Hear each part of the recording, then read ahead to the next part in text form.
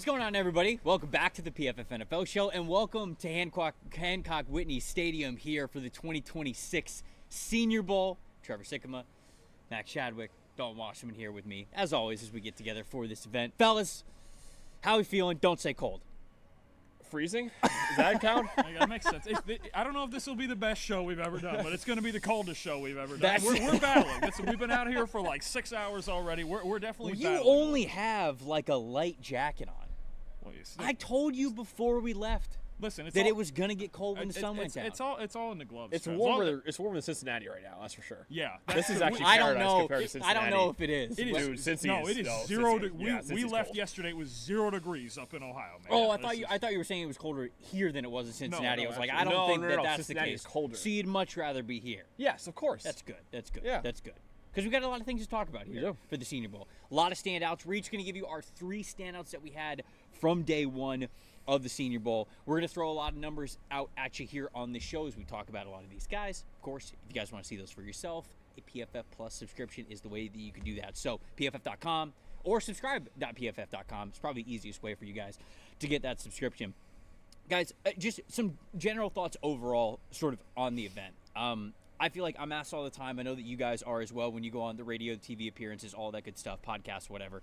And people are like, okay, well, what are you looking for mainly at the Senior Bowl? And the thing that I always tell them is seeing guys outside of their environment. And you guys, with covering college as closely as you do, you have about as good of expertise as anybody because you've seen these guys so much in their own environment. They're on coaching staffs and programs and offenses and defenses and schemes that are tailored to what allows them hopefully to stand out, that gets them an invite, that gets them here to Mobile. But then it's the NFL coaches' jobs here to put them in uncomfortable situations. So just talk about that and sort of just what you enjoy about this event, seeing these guys in a different environment. I think in general, watching a lot of them for multiple years, and now when you have with the transfer portal, multiple different schools that they've been to, right? Multiple different systems and so many different roles they've been asked to play. Now you get them to adjust not only to life as an NFL player, not only to the physicality of the NFL game, but also a different role than they're going to be playing. There's so many guys here. We talk about offensive linemen who have played in systems where they're not in a ton of true pass sets and things like that. So it is something new for them. Receivers running different types of routes, quarterbacks making different types of throws. I think that is a lot of fun to watch, to see them adjust in real time. Even something as simple for a quarterback, say, as getting under center, because there's quarterbacks who in their college career have 100%. basically never done it, right? I think you see that from several guys today, and just getting through the process and the pace of what that's supposed to look like, along with playing with a lot of guys you're not familiar with. That's going to happen earlier in your career as well. Max, what about you? Yeah, I think just like you said, putting guys in uncomfortable situations and how they respond to it. None of them play perfect today, right? We saw guys mess up a couple times, but flashing out here, making a couple big plays, I think that's what I was looking for the most. And especially in the trenches, O-line and D-line, we saw a lot of flash plays from a lot of great players. Yeah, I feel like we were focusing a lot on the trenches here today because it felt like that was, for the most part, one of the strongest groups, really that defensive line here at the Senior Bowl. Just a lot of future NFL talent on that defensive line. How are some of these offensive linemen going to respond? We spent a lot of time focusing on that. Not that we didn't get to the skill players, which we'll talk a little bit about, but you just said right there, nobody had a perfect day. Sam Hecht, the center from Kansas State, is the first guy that I'm going to shout out as my standout guy. He almost had a perfect day. I didn't see every single rep from the team perspective, but I was over on that side of the field when he was going through all of the one-on-ones, and I did not see this guy lose a rep. I felt as though, he's sub 300 pounds, but he's got so much experience, and I just felt the way that he played so patiently. I was blown away by this guy, who, and maybe I shouldn't have been because he started the last 25 games of his college career for Kansas State, so he's got a lot of experience. But even when he went up against some of the more powerful rushers, guys who maybe had more arm length than he did, even when he was knocked on his heels a little bit, Dalton, I think that you saw this because we were kind of standing next to each other watching these guys, the footwork, the balance, how he was able to kind of arch his back and get flexible and stay attached to these guys. The grip strength was also unbelievable. How he reworked his hands throughout the routes. I was so impressed by this player. We have seen interior offensive linemen stand out at this event and go on to be NFL starters. Gray Zabel was one last year who was drafted in the first round. And I'm not saying that Sam Hecht is quite Gray Zabel, but at the same time, I watched a player who took on a lot of different types of edge pass rushers, I should say, today, and he held his own and won almost every single rep that I saw. So when I look at him, what he did on day one, that's a mid-round pick for me. Yeah. Like, that's potentially talking about a guy who centers don't get drafted high normally anyways, but early fourth round, guy who could compete for a center spot. I mean, where did Tanner Bortolini end up getting drafted? He was somewhere around the mid rounds, right? I thought he was in the fifth Okay, round. so somewhere on day 3, but that's kind of my point is like you might be able to find a center who could really develop for you and become a starter. And I wonder if Sam Heck from Kansas State is one of those guys. And those one-on-ones are inherently designed to feature more defensive linemen. Like usually those guys win one-on-ones more than the offensive linemen. So you mentioned before, like last year, Gray Zabel had like a perfect day one at the Senior Bowl. Gets launched up into first-round conversation. Obviously had a great rookie year here for the Seahawks. Sam Heck probably won't go that high. Right. But like you said, if you have like a clean sheet like he did today, I mean, he could go somewhere in the mid-rounds. And it's a great example of a guy coming from Kansas State. That's not a team that runs a lot of true pass sets, right? There's not much of a drop-back game. Honestly, the way they win games is avoiding dropping back and throwing the football as much as possible. So to come out here and prove against some of the elite players in the country that he can pass protect one-on-one, that is a big help for him in his draft stock, right? You talk about, I think it's a pretty good center class. You talk about another guy like Jake Slaughter who's here, Connor Lew from Auburn. I think there's a lot of good centers, and he may have added his name to that mix today. I completely agree, and he wasn't somebody that I went into this saying like, oh yeah, we're gonna lead off the show with Sam Heck. Like I figure he's a candidate to lead off that day one show, but he was super impressive, and I know people who do a lot of deeper dives into the draft class. That's a name that you're going to get to know a lot. Dealer's choice here. Either of you guys. Anybody super convicted on the next guy that we're talking about here? Look, I think one guy that I think stood out to a lot of people here, and we'll stay in the Big 12 in the trenches, a team that we've talked about basically for the last calendar year was Texas Tech and their defensive line. They've got Romello Height here off the edge, but the big defensive tackle, Lee Hunter. I thought he was clearly the best interior defensive lineman of the day. Came in at 320 pounds, which was probably lighter than expected, but he's big, he's quick, he uses his leverage. When he keeps his pad level down, I think he's easily the best defensive tackle here, right? He showed you all the moves. He can split double teams. We've seen him make athletic plays all over his tape. He brought every bit of that here, both in the one-on-ones and in the team drills, especially in the run game. Lee Hunter looked outstanding today. There's some people who think he could be even a late first-round pick at this point. It was a loaded Texas Tech defensive line. We've talked so much about David Bailey, Romello Height, Jacob Rodriguez at linebacker as well. That whole defense was maybe the best in the country this year, but Lee Hunter came down here with a purpose. I even saw him, kind of the intangibles, taking the lead early on of that defensive tackle group. If the energy wasn't right, he was bringing it. He was leading that group, but he was the best player among that group today. He was outstanding. This is going to sound like a humble brag. I don't want it to sound like that, but Joey McGuire, the Texas Tech head coach, was DMing me today about some of the Romello Height plays that I was posting on Twitter.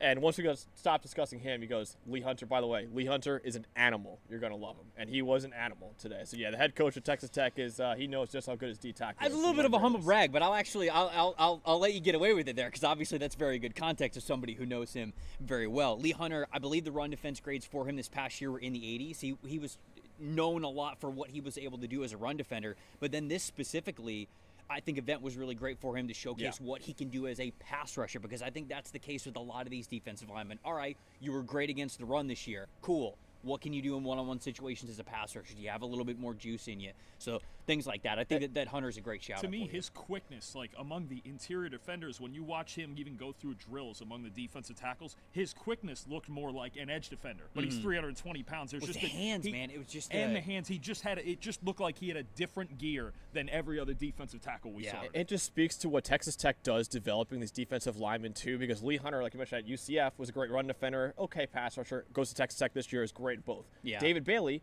was a great pass rusher, not so great as a run defender. He had an 80-plus run defense grade this year at Texas Tech, too. So they're one of the best schools in the country at developing defensive linemen. I think Lee Hunter is a perfect example of that. Who's your first guy for the day? I'm going to shout out another defensive lineman. That is Derek Moore. Maybe had the highlight of the day. The edge rusher out of Michigan. He ran through Miami offensive tackle Markel Bell. Now, of course, Markel Bell coming off that national championship loss only a week ago, so fresher legs. Come on, man. He's a little tired. Fresher legs for Derek Moore out there. Big credit to Markel Bell. We actually got a get-backer up against Derek Moore later on, so credit to him for that. But Derek Moore, man, he is an awesome, awesome pass rusher. Kind of reminds me, maybe not the same style of player, but Josiah Stewart coming out of Michigan last year, too. Incredible pass rusher. Derek Moore, over the last 2 years, 92 pass rush grade, 22% pass rusher win rate. Has some other wins as well. And also, He won as a run defender in the 11-on-11 drills, too. Had a tackle for loss in that run defense drill, too. So Derek Moore has been a great pass rusher in his career, showed off a little bit of the run defense, too, and, of course, had the highlight of the day against Markel Bell. You kind of feel like the forgotten man, right? You got Mason Graham went 5th overall last year. Kenneth Grant, I think, went 12th. Josiah Stewart getting in the rotation for the Rams this year. And then Derek Moore staying at Michigan, the only one of those 4 starters that stayed at Michigan, had another fantastic year for a really good defense. And it just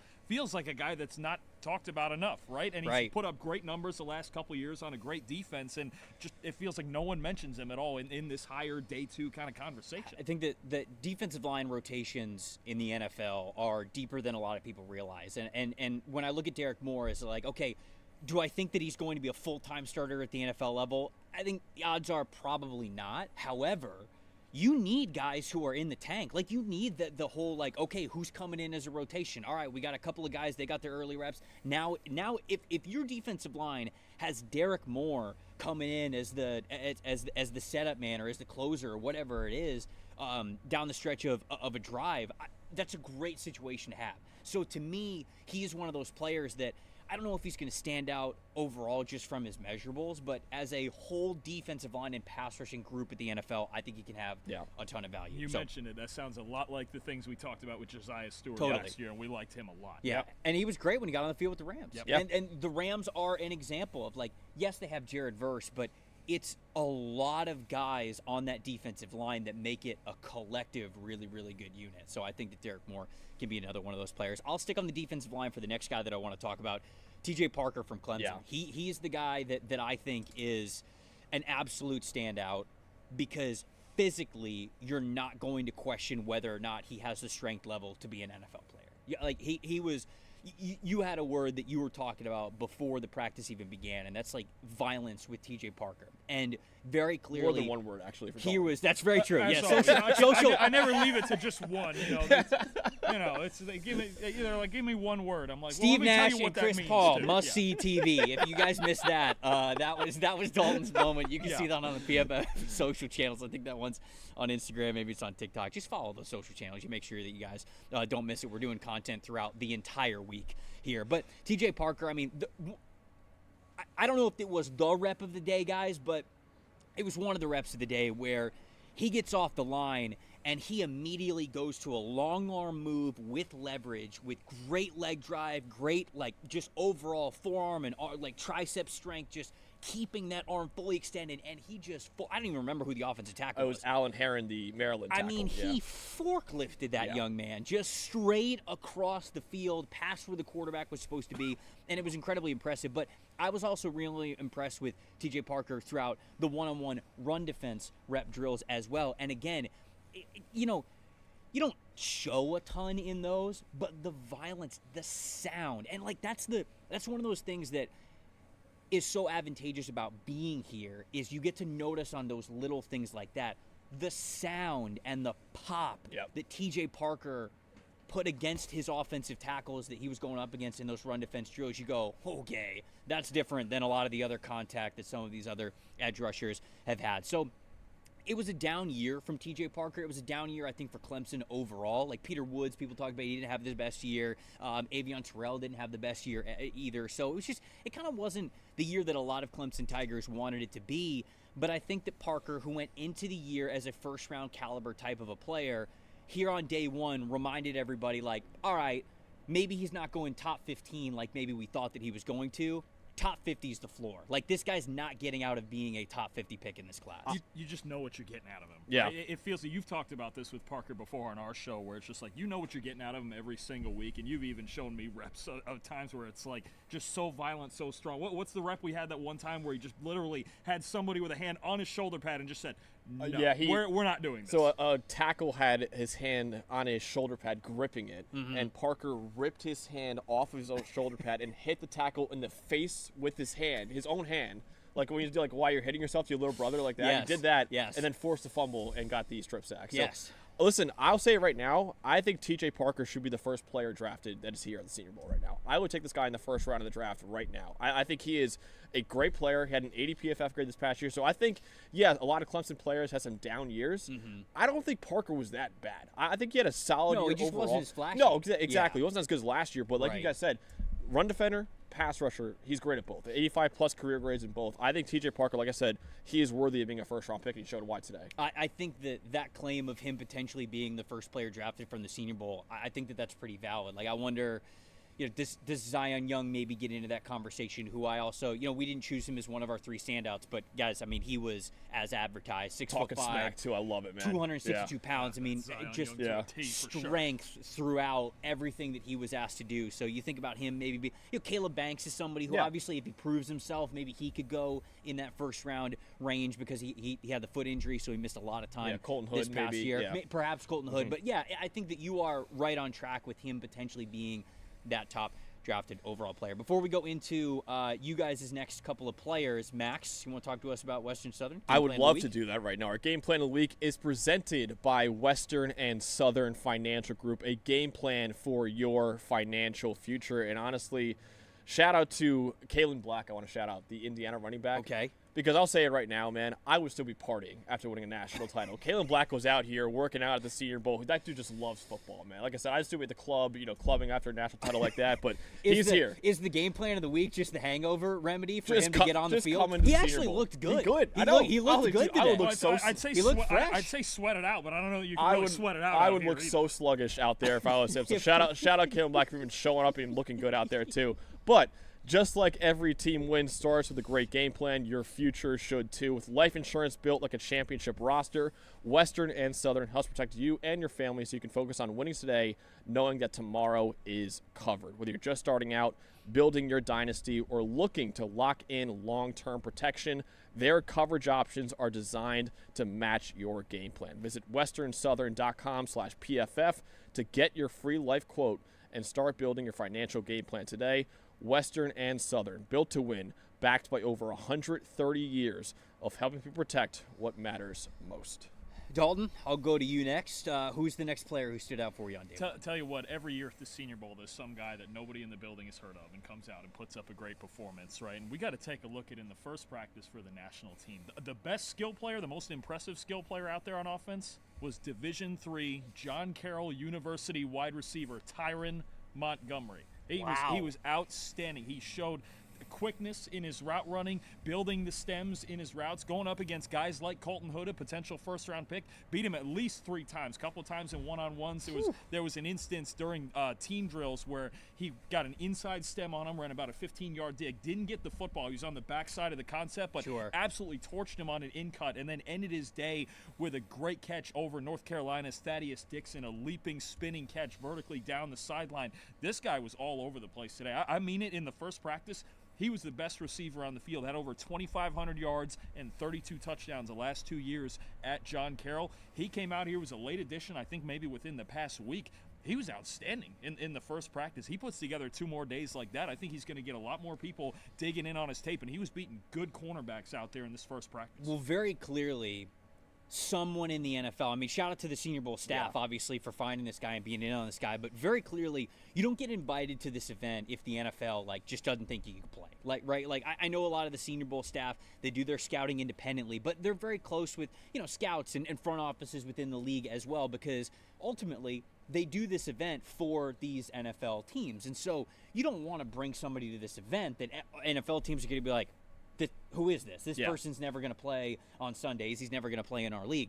So very clearly, it was just a great job by them identifying the talent at a small school. And there's all sorts of reasons why guys might go under-recruited or underrated. But this event is always a great one. Ali Marpet was at this event from Hobart, right? And he ends up getting drafted in the 3rd round by the Buccaneers, ends up being a starting guard for them on their Super Bowl run. And so that is another, again, I've talked at the top of the show of the reason why the Senior Bowl is what it is. And, it's sometimes to put these, top guys in different situations or different positions and things like that. It's also to give guys at lower competition an opportunity to say, hold on, I can hang with the best of them. And it seems like Montgomery really did today. That was awesome. It's going to cause a lot of headaches for a lot of people trying to find John Carroll tape now. because now they're like, man, I gotta watch tape with this guy now. He's a legit NFL prospect. Haven't watched him. Yeah. Haven't watched him before. Phone calls are getting made as we speak. We don't have to grades find for D3 football. We got either. to get in on that. Yeah, we got to make sure that happens. We They're do. going to assign Dalton to the John Carroll Yeah, tape there we go. specifically to make sure There that we we go. get some Probably. grades Oh, on. I'm sure our data guys will get on it real quick. I'm sure of it. Who's next for you, Max? I want to shout out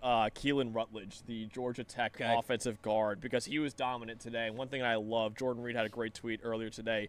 He said national team coaches repeatedly had to tell Keelan Rutledge to stay up and tone down the physicality in the team period. He took snaps at all 3 interior spots during that session and finished it with a nasty pancake. So I just love the fact that the coaches here who have been hyping up these players all day is like, Right. dude, calm down. A lot of times they're trying to bring the energy up. Yeah, and they're like, dude, tone it down a little bit. Like, Right. you're just killing dudes out Right. here. Well, So, and he's bringing the heat in a practice. These first practices were only in helmets and shoulder pads too. And It's he's, true. And he's Yeah, we're still going full. bringing it. He's just like, yeah, I don't care what you're wearing. I'm gonna whoop your ass anyway. it's not just today either. According to our wins above average stat, he was the second most valuable power forward guard this year. And a lot of that goes into the run blocking. Of and course. he's a dominant run blocker. So Yeah.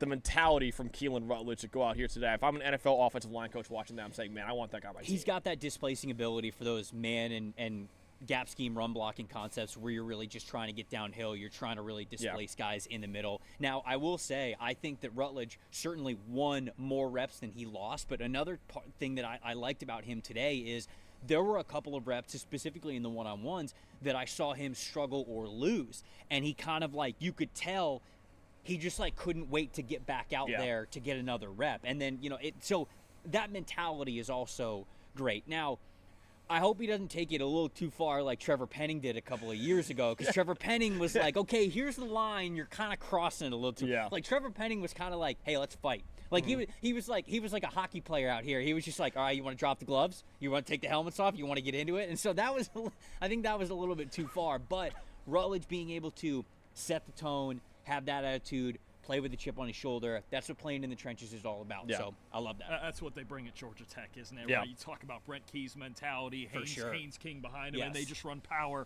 over and over and over again until you quit. Keelan Rutledge really does define that as well. So the last guy that I'm going to shout out here today, Gabe Akis, the edge rusher from Illinois. Again, this was a little bit of an example of why the Senior Bowl exists, because Gabe Akis is somebody who, he's right around 6'3", about 260 pounds. I think he played a little bit bigger. I think he played a little closer to like 270, 275 while he was at Illinois.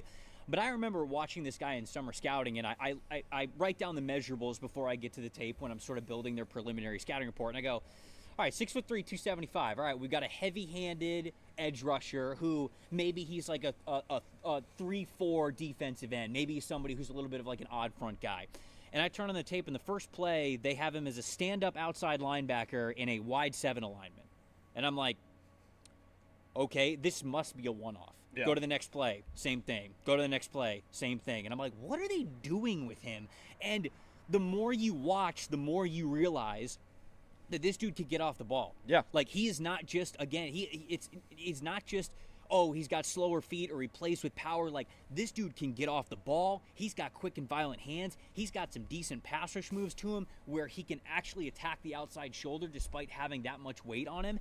And here at the Senior Bowl in day one, I thought he was a bat out of hell, the way that he was playing. The second the ball was snapped, I thought he was getting off the line with a ton of speed to power conversion. He was winning on the outside, but then also he had some nasty inside moves as well. The last rep that he got in the one-on-ones, they actually kicked him into one of those 4-eye 3-4 defensive end spots, and he was going up against Jake Slaughter, the offensive lineman from Florida, but Slaughter was lined up as a guard instead of his traditional center, and Akis could not have won that rep any cleaner. Like, he was so ready for it.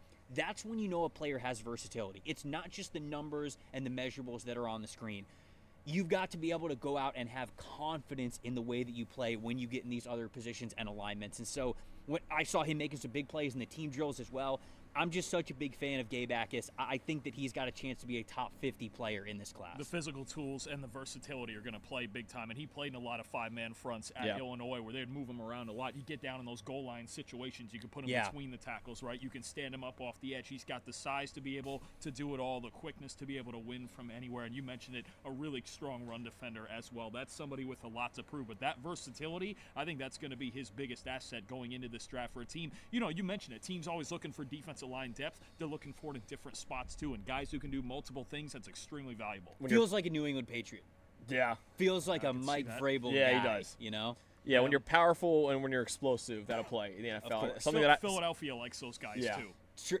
Philadelphia likes just good defensive linemen. Absolutely. And something I love. But he's not from the SEC. You know? Oh, that's so true. You gotta think about that. That's true. If he went to Georgia, he'd be an He'd Eagle. be an Eagle. Something I love too as a college guy is that they had him against J.C. Davis a lot too. They actually had a couple times where it was Caleb Banks against Jake Slaughter, J.C. Davis against Gabe Akis. I just love two college guys who've been practicing against each other for years now. Get to go out here in front of everyone. It is fun. Max, last guy that we got here. My biggest star of the day, honestly, was Demetrius Crownover, the Texas A&M right tackle. He was phenomenal today. I liked his tape a lot. Texas A&M's been a 3-year starter for them at right tackle. First of all, he stands out in the fact that he's 6'7", 340 pounds. So he looked bigger than everyone else in attendance here. But then in the one-on-ones we had a couple reps against David Bailey, who might be a top 40 pick in the draft. I know he's got 100 pounds literally on David Bailey, but he still was really dominant out there. There was actually one rep where David Bailey pushed his helmet off, so Crownover did not have a helmet. Romello Height. Sorry. Yeah, I was the other one. I was gonna say, are you talking about game tape? No. I was like, did they Romello play? Height. Romello Height, not David Bailey. There's so many Texas Tech defensive linemen. They all mixed together. Romello Height. Yes, Romello Height, not David Bailey. There was one rep where Height pushed. I was letting him cook. I was letting him go off. Yeah, you were in the. You were in the zone. Yeah. I was in the zone. Because there's a lot of people here that know David Bailey's not here. So if you know something that we no, he's not here. Okay, he's not here. Is it Bailey wearing Height's jersey? No, it was Romello Height. But Romello Height pushed Crownover's helmet off. So Crownover was without a helmet. Yes. And he still pushed him out of bounds, like Michael Orr style, blindside style. So I was blown away by him. He's got like an 80 PFF grade over the last 3 years. Crownover was a big winner today. He was a guy that entered the day outside the draftable range on consensus board. Yeah. And now all of a sudden I think he's firmly at least a day 3 guy. He always had the measurables to be an NFL player. The height, the overall size, the arm length specifically. But when I watched him, especially over the summer, I was like, man, I think he's slow off the ball. I think he doesn't anticipate super well, so any pass rush move, he's reacting instead of anticipating. Out here, he was dictating reps, man. I mean, he was getting his arms up and on guys before they could really get into their pass rush moves. He was totally disrupting their timing. And I also thought the recovery, the lower body recovery ability from him, how light he was on his feet, how balanced he was. The hands weren't always exactly where you wanted them to be today, but he was so tough to get around. And that's why you draft players with his kind of measurables, because they're just physically tougher to get around. And I thought he was fantastic. To your point, what I will say about Crownover today, in the 11-on-11, he wasn't as dominant. So you said slow off the ball. There were a couple times in the run plays where he missed his block because he wasn't quick enough to get to the D tackle or the edge rusher. So that wasn't perfect from him. But I think in the one-on-ones specifically, he was really, really good. The call-outs against those heights against Romello, those reps against Romello Height, I should say, really, that's what you talk about with those big 6'7", 340, 350-pound tackles. Can you handle the speed guys, right? Can you win when those guys have leverage and they're smaller and they can get around you? If you can use your length to your advantage in those situations, that's a big plus, and that's really what could move you up the board. For sure. There we go. Okay, those are the 9 players that we wanted to point out specifically, but there's a handful of other players that we wanted to give shout-outs to that might just be starting here in Mobile. We're going to get to those in a second. Before we do, if you guys haven't seen it yet, we got a new player prop tool over at PFF.com. If you have a PFF Plus subscription, you can see it and use it, but if you haven't checked it out yet, check it out right now. See what it has to offer. Everyone's got takes. Numbers have truth. And the truth is, most people are betting with emotion. Sportsbooks feed on it. TikTok rules sell it. The hype machine runs on it. That's how you lose. PFF is different. You're betting with winning data. The same data trusted by all 32 NFL teams and the sharpest minds in the game. PFF betting tools take every prop, every matchup, every angle, and run them through our custom models. Built on the best football data in the world. What comes back is your edge. Simple, sharp, and built to win. Want to go deeper?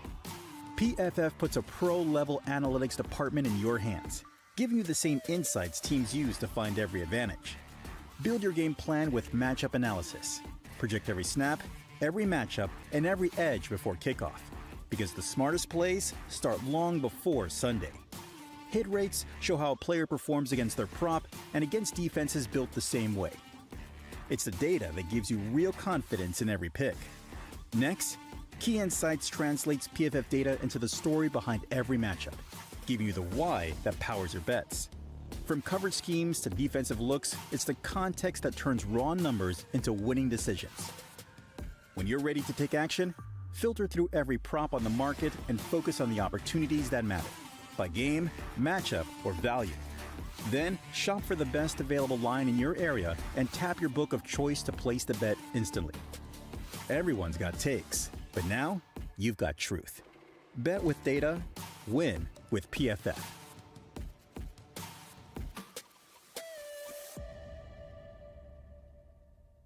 You know, I said that we went through our 9 standouts. Bad at math.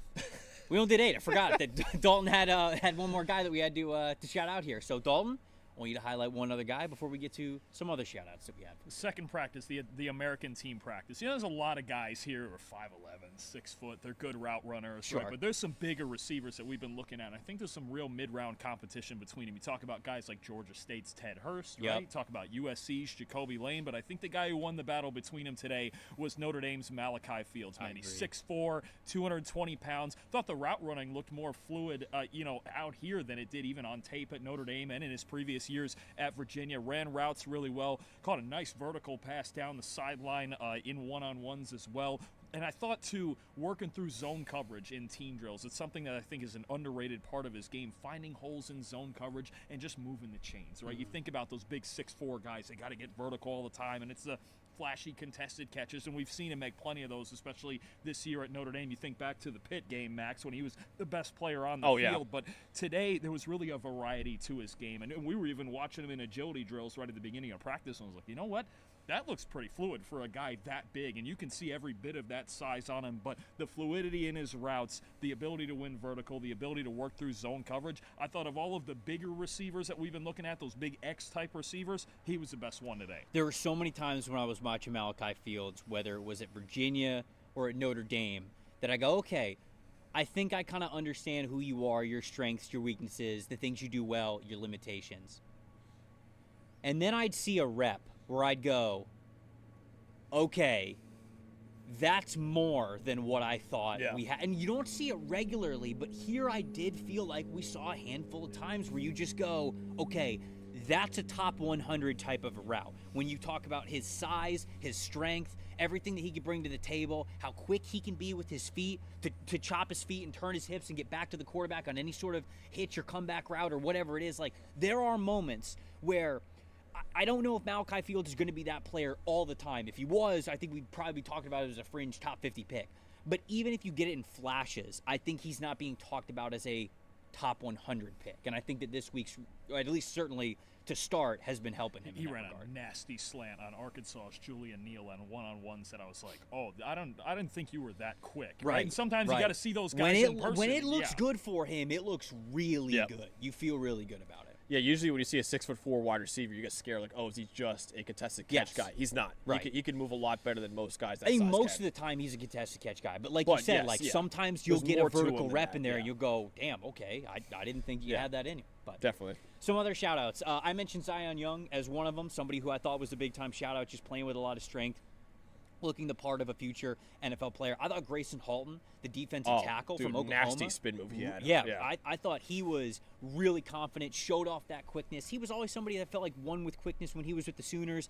But I was like, okay, well, even with your quickness, are you going to get overpowered in some of these moves? And he really did not look like that was the case here today. What about you guys? Anybody else? Just some quick shout-outs? I want to shout out. So we are very fortunate to be on the field, which is great because you can see these players up close, but also you could hear these players up close. And I think a guy who won on the mic today was Auburn offensive lineman Jeremiah Wright, dude. This guy, he was jawing with everybody. And he was winning a lot of reps out there, too. But I think my favorite exchange that we had was, he won a rep against Chris McClellan, the Missouri defensive tackle. And he was talking a lot of smack to Chris McClellan. McClellan did have the great one-liner to stop him, though, said, well, I got a sack on you in real life, though. He did say that, And but then Wright did clap back, and he's like, all right, well, I'm talking about right now. Yeah, and I was that's like, true. okay, that's all right. Okay, and that's right, good. right end of the day, Iron Bowl kind of rep right there Yep. against LT Overton, and Yep. Jeremiah Wright won that rep pretty handily too. So, Jeremiah Wright.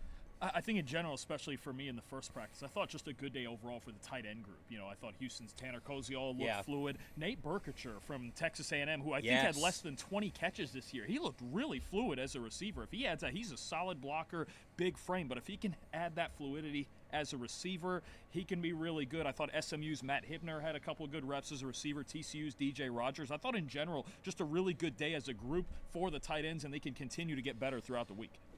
Ted Hurst made maybe the catch of the day. You're right. too. Yes, That the one was down in the end zone, the one-handed real catch. in the end zone too. So, No idea how he caught that. I don't know. You know, they called it a touchdown though. So. They did call it a touchdown. Yeah. Yes, that's very true. We'll wrap this up with any quarterback thoughts. It's day one, and they were just in shells today, and so we'll ramp it up a little bit tomorrow. But you know, we had Diego Pavia, Luke Altmaier, Taylon Green, Garrett Nussmeier. We've got a handful of quarterbacks that have some intrigue here. I thought Luke Altmaier looked decent. I thought that he looked very similarly to what he is in his Illinois tape.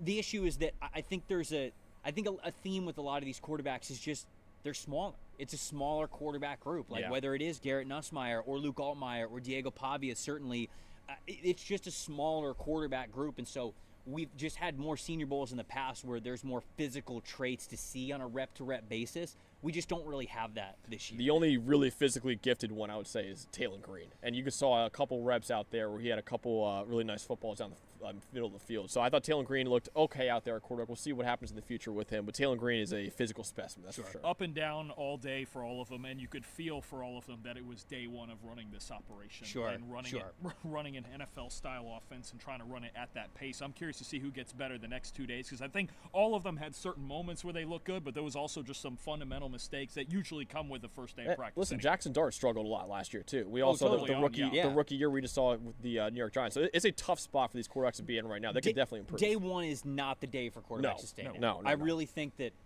tomorrow and the next day, especially when we get into red zone drills, which normally happens on day 3, that's when the confidence is up. That's when the chemistry is up with some of those tight ends and those wide receivers. And so it's always a progression thing with quarterbacks, but everybody likes to talk about quarterbacks, so you know that we had to at least once to wrap up this show here. Appreciate everybody watching our live coverage here of day one. Like I said in the middle of the show, if you guys aren't following the PFF social channels, please do. Instagram, TikTok, Twitter. We've got all the clips for you all week long, and so you can see those even before these shows here. Make sure that you subscribe to the channel because we're going to have all sorts of videos that are going to be going up throughout the week as we're doing these recap shows. We're going to do a mock draft at the end of the week, all that good stuff, and you don't want to miss any of it, so make sure that you guys are subscribed to that. If you don't have a PFF Plus subscription, like I said at the top of the show, subscribe.bff.com, get you the access to all the grades, all the information that we talked about here on this show, and it powers our coverage here at PFF.